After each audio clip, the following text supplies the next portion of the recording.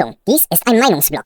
Alle Talks sind reines Stammtischniveau, mit humoristischen Ansätzen, oft emotional, manchmal auch polemisch. Erwartet keinen analytischen Expertentalk, liebe Freunde. Aber ich sag mal so wurden auch einige Mannschaften früher deutscher Meister, wenn es unverdient war. Und deswegen sage ich mal 2:1. Das ist mein Tipp. 2:1 für uns. Tja, da seht ihr mal. Da habe ich ja mal vollkommen ins Schwarze getroffen, was meinen Tipp betrifft. Hallo, Moje, Jodedach. Herzlich willkommen auf meinen kleinen, bescheidenen Kanal. Ich bin der Leo, schön, dass ihr eingeschaltet habt. Ja, liebe Freunde, wunderbar. Wir halten weiterhin den Aufstiegsplatz nach diesem Spieltag. Tatsächlich 2:1 in Braunschweig. Und es war dann tatsächlich auch so leicht dann wiederum auch nicht.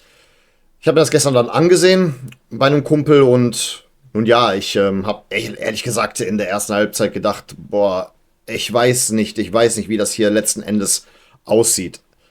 Dann lasst uns doch mal direkt dazu kommen, wie das Spiel so aus meiner Sicht verlaufen ist. Also, unser FC gewinnt 2:1 in Braunschweig und holt sich zumindest vorübergehend die Tabellenführung zurück.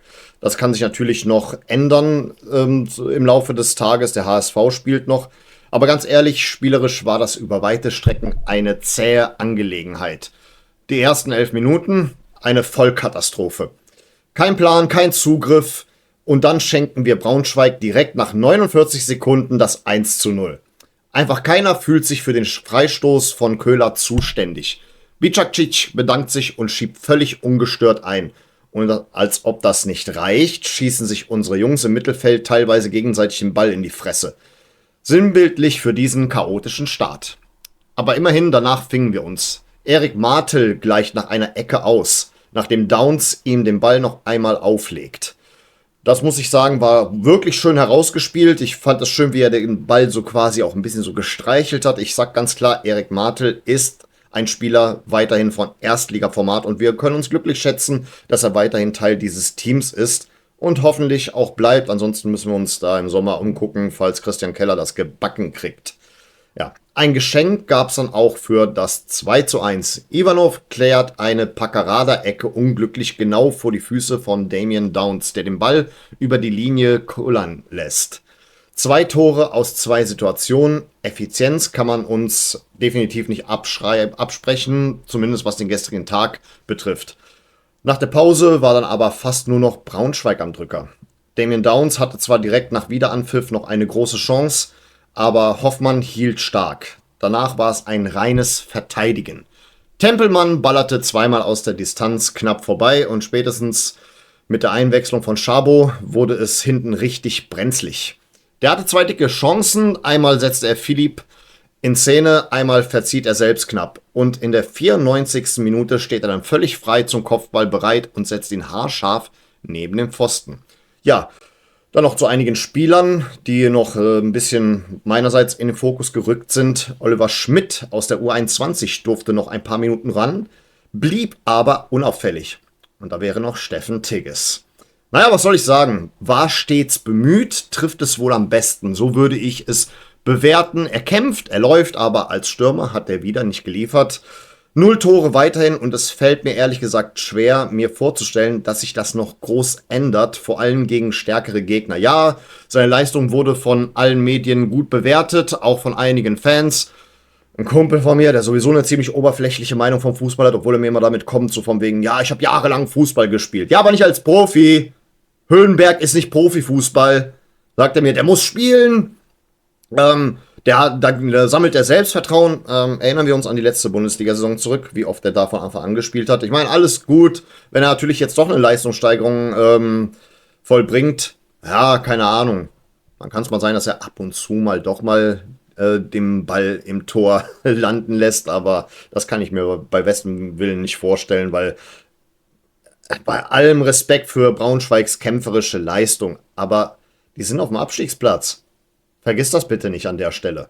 Und gegen die hat er trotzdem nicht getroffen. Zwar gab es ein paar Szenen, wo es auf jeden Fall kurz davor stand, aber so überzeugend war das für mich aus meiner Perspektive dann nun auch wieder nicht. Ein bitterer Tag war es für Dennis Hussein Basic. Der wurde in der 40. Minute eingewechselt und in der 68. Minute wieder ausgewechselt. Die Höchststrafe für einen Fußballer. Man hat ihm die Enttäuschung auf jeden Fall angesehen, als er betröppelt zur Bank trottete. Trainer Gerhard Struber übernahm die Verantwortung und gab nach dem Spiel offen zu, das ist auf meinem Mist gewachsen. Ich habe eine schlechte Entscheidung getroffen, ihn heute spulen zu lassen. Okay, ich kann einfach nicht anders, wenn ich irgendwie ihn rezitiere. Ich muss da irgendwie diesen österreichischen Wiener Schmäh damit einbauen. Auch wenn er nicht aus Wien stammt, egal. Eigentlich hätte Hussein Basic gar nicht spielen sollen. Wegen einer Wadenprellung hatte er letzte Woche pausiert, war noch nicht bei 100%.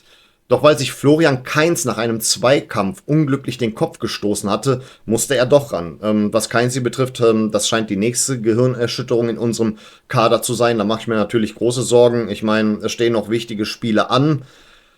Und nun ja, es tritt ein, das, was ich befürchtet hatte. Dass wir uns deutlich mehr hätten verstärken müssen. Denn jetzt geht es los mit der Verletzung, mit den Verletzungen, beziehungsweise. Es geht jetzt langsam los. Da soll keiner jetzt behaupten, wir hätten da nicht ein bisschen Vorkehrungen treffen sollen. Aber gut. Der Plan, ihn auf der 6 spielen zu lassen und Ljubicic auf die 10 zu ziehen, ging aber nicht auf, was Hussein Basic betrifft. Hussein Basic kam nicht ins Spiel. Der FC verlor im Zentrum den Zugriff und Struber korrigierte seine eigene Entscheidung gnadenlos mit der frühen Auswechslung. Und Thomas Kessler meinte nach Abpfiff, für ihn ist das heute sehr bitter. Aber so ist Fußball. Ja, mein Fazit, am Ende steht der Sieg, aber Braunschweig hätte mindestens einen Punkt verdient gehabt. Der FC hätte in der zweiten Halbzeit, hat in der zweiten Halbzeit fast nichts mehr gemacht und hatte Glück, dass Schabo das Ding am Ende daneben setzt. Das war nichts für Fußballfeinschmecker, aber am Ende zählt das Ergebnis, meine lieben Freunde. Ja, so sieht das dann aus. Auf jeden Fall das Mindeste, das tägliche Brot haben wir auf jeden Fall erfüllt. Bin damit dann doch zumindest tabellarisch und punktuell sehr zufrieden. Noch 3 Punkte bis zum Klassenerhalt. Seid mir nicht böse, ich bin da weiterhin etwas bescheiden.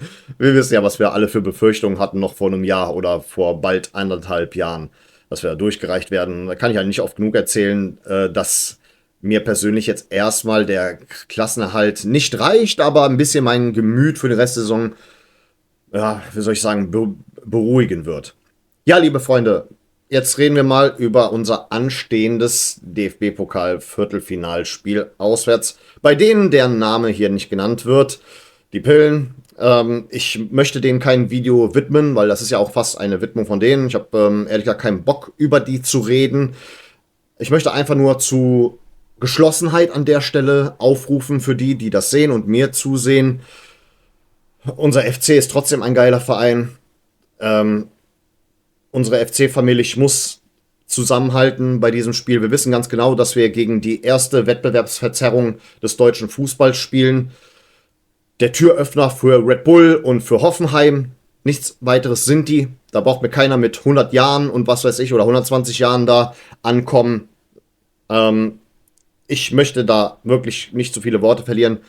Gott stehe uns bei. Ich weiß, gegen was für einen Kader wir da antreten. Ich erhoffe mir nichts. Ich kann mir das Spiel auch nicht ansehen, weil mir das in der Seele wehtun wird wahrscheinlich. Ich erwarte tatsächlich nicht unbedingt, dass wir da weiterkommen und vielleicht sogar eine Packung kassieren. Aber ich glaube, was die Tribüne angeht, da werden wir wieder nicht nur Paroli bieten, sondern ich denke mal, da werden wir wieder zeigen, was für ein großartiger Verein wir sind. Und auch am Ende des Tages, wenn wir da mit einer Klatsche dastehen, werde ich erhobenen Hauptes sagen, ich bin stolzer Fan des ersten Fußballclubs Köln. Aber gut, ein paar gegnerische Worte oder Worte zum Gegner möchte ich dann doch noch verlieren. Ihr seid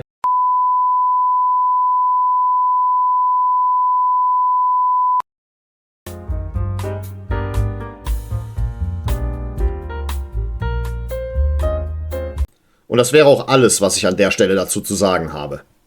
Ja, liebe Freunde, es ist für mich auch keine Zeit, noch ein Video dafür extra zu produzieren. Das haben wir jetzt heute hier drin verpackt. Mal gucken, wie das dann danach aussieht.